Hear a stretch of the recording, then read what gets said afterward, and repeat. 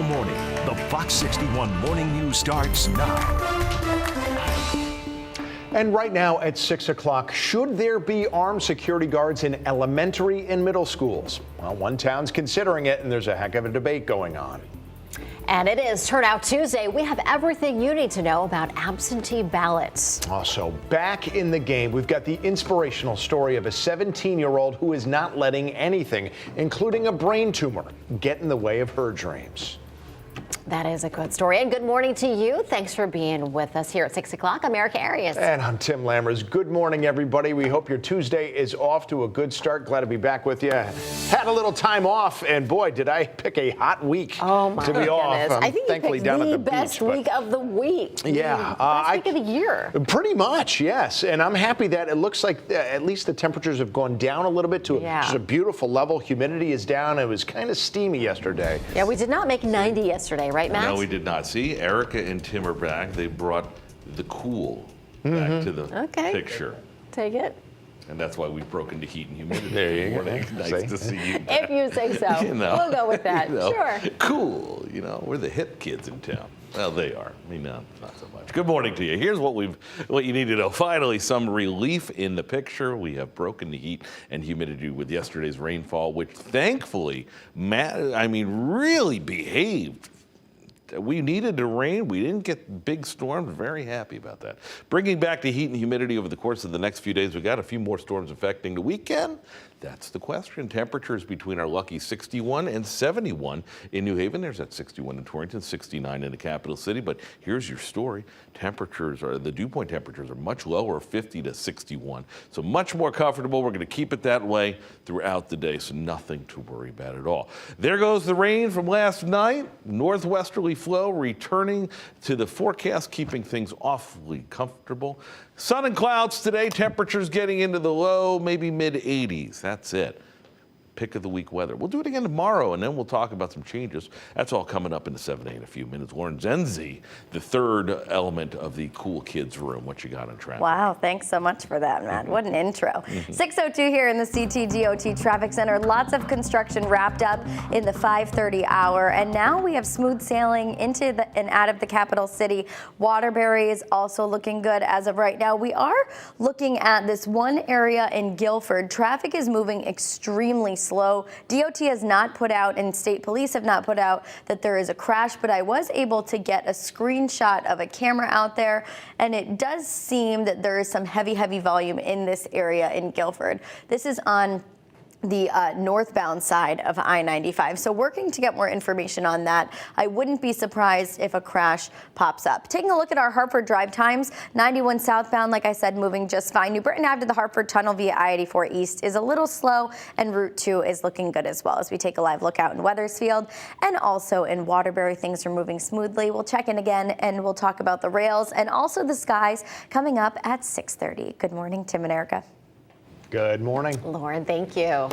Okay, hey, it is Tuesday again. That means now we're only 2 weeks away from primary election day here in Connecticut. It's happening on August 9th. So we're continuing our weekly Turnout Tuesday series to get you ready for the big day. And today's topic, absentee voting. Fox 61's Julia LeBlanc joins us now, live from Hebron Town Hall with much more on what we all need to know. Julia, good morning.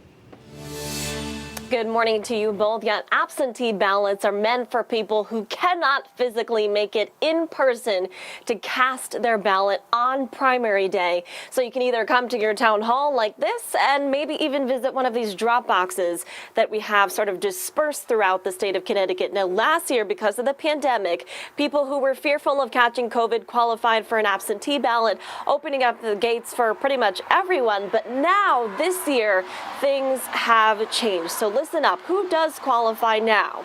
You can apply for an absentee ballot if you're an active member of the U.S. Armed Forces, if you know that you will be out of town on election day, if you are sick and you cannot make it in person, if you have religious beliefs that have different alternatives that say you don't want to go in person and vote on election day, if you are an election official at a different polling place and you're going to be volunteering at another location that day, or if you have a physical disability. Now, the application period for these absentee ballots is already open. You can actually download the form to apply for one from the Secretary of the State's website right now. Fill it out and then hand it in to your town clerk. The actual ballot will come in the mail no earlier than 21 days before the primary election. So in this case, that was starting on July 19th. If it's 6 days before the election, you can apply for an emergency absentee ballot application. Now, there's 3 ways to submit these absentee ballots once you get it. Here they are. You can mail it to the town clerk, and this is important. It needs to be received, not postmarked, no later than 8 p.m. by the time that the polls close on primary day. You can send it through the drop box, which we showed you here in our introduction. Local drop boxes can be found on the state's voter portal. They're operational 29 days before Election Day. So that's starting on July 11th for the primaries here. And of course, you can go in person, returning it to your town clerk by the close of business the day before primary day. So that's important. You can't hand it in on primary day. It needs to happen the day before. Now, these ballots will be hand counted and double checked by your local election officials to make sure that you are a legitimate voter.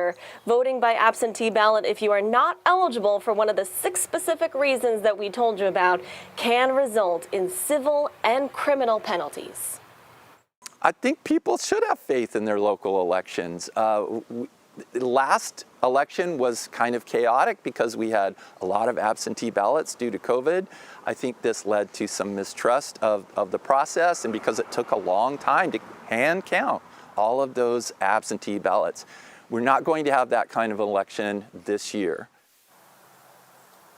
Now, there are specific instructions that you need to follow, very detailed, on these absentee ballots before you actually hand them in. It can be complicated, so we're going to be joined by the town clerk here in Hebron coming up live in the 8 o'clock hour. She will help us through that process to make sure you are prepared to get ready for primary day. We are live in Hebron at the town hall. Julia LeBlanc, Fox 61 News. Julia, thank you. And remember, folks, as we get closer to primary day, you can text the word VOTE to 860-527-6161 to get a copy of our voter guide with everything you need to know before heading to the polls. And you can expect more continuing coverage as we get closer to primary day.